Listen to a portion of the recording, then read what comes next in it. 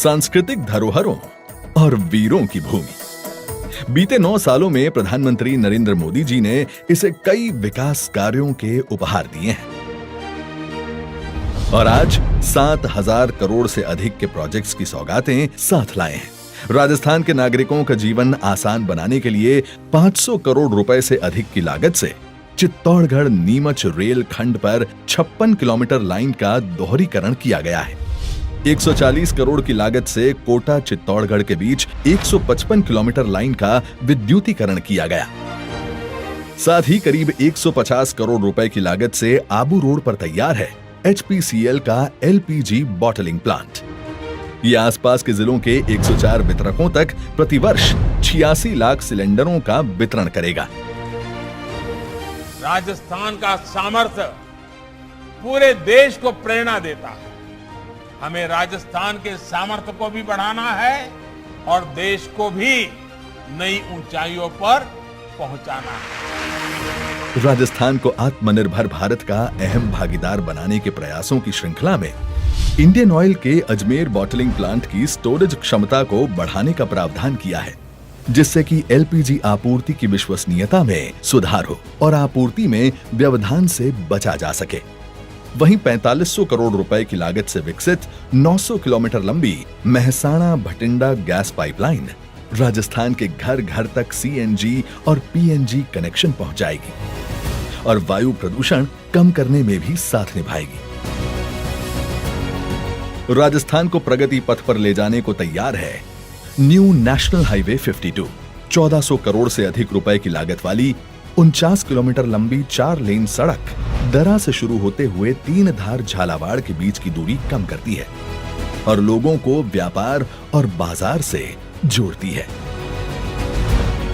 इसके अलावा सवाई माधोपुर शहर में ओवरब्रिज, नाथद्वारा में आधुनिक पर्यटक व्याख्या एवं सांस्कृतिक केंद्र और अन्य पर्यटक सुविधाएं, एजुकेशन हब कोटा में 120 करोड़ से अधिक की लागत से नवनिर्मित IIIT डिजिटल और सूचना प्रौद्योगिकी क्रांति की दिशा में मील का पत्थर साबित होगा।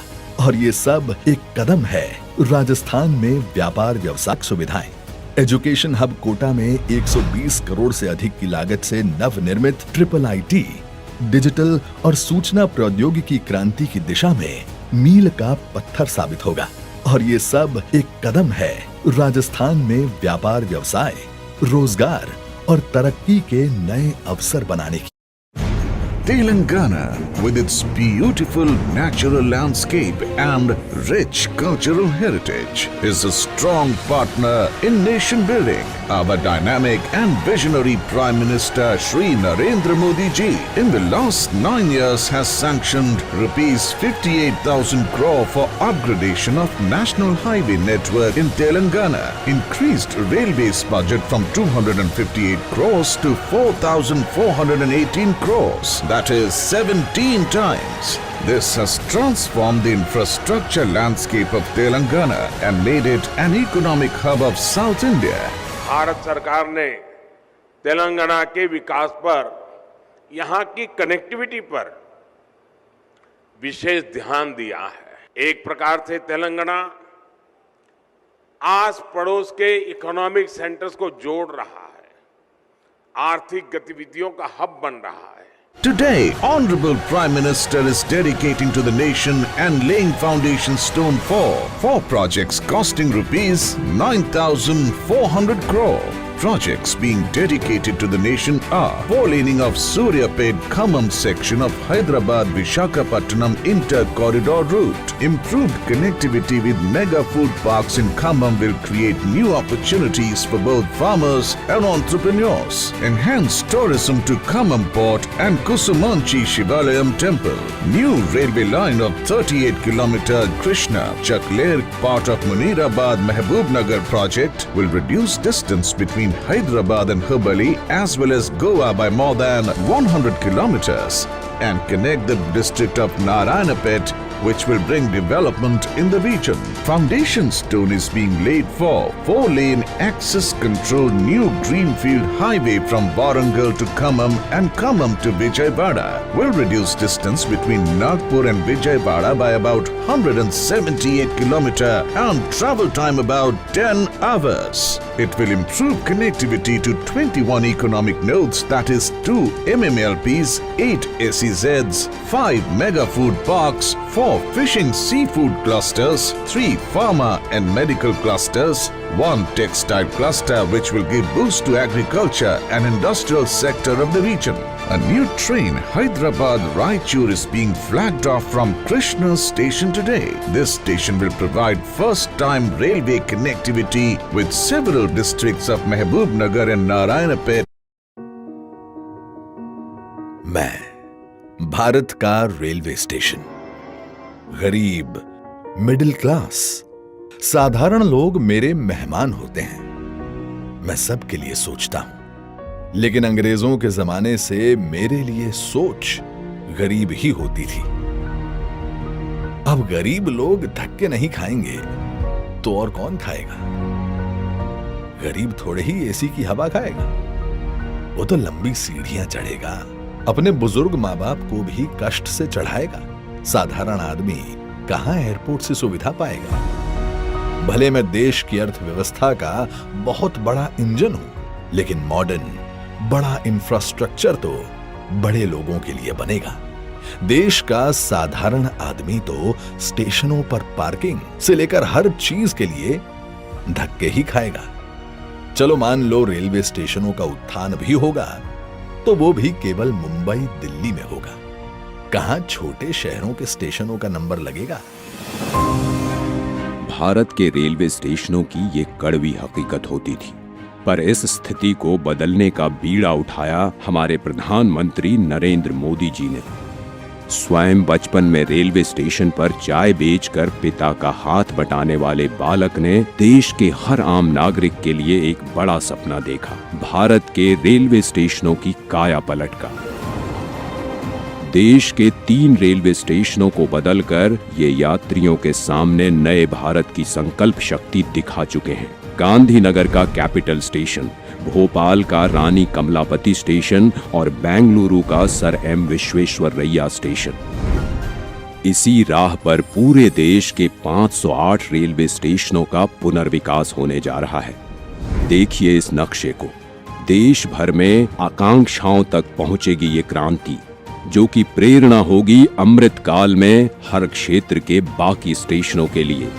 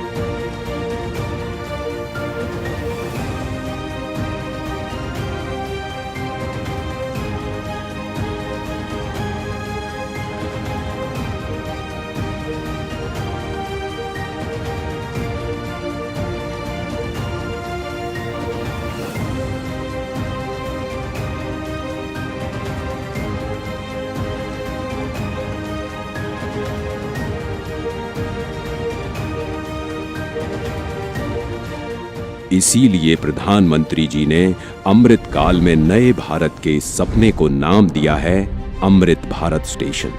भारत की महानता, समानता और आधुनिकता का प्रतीक। सपना बड़ा तो फंड भी बड़ा।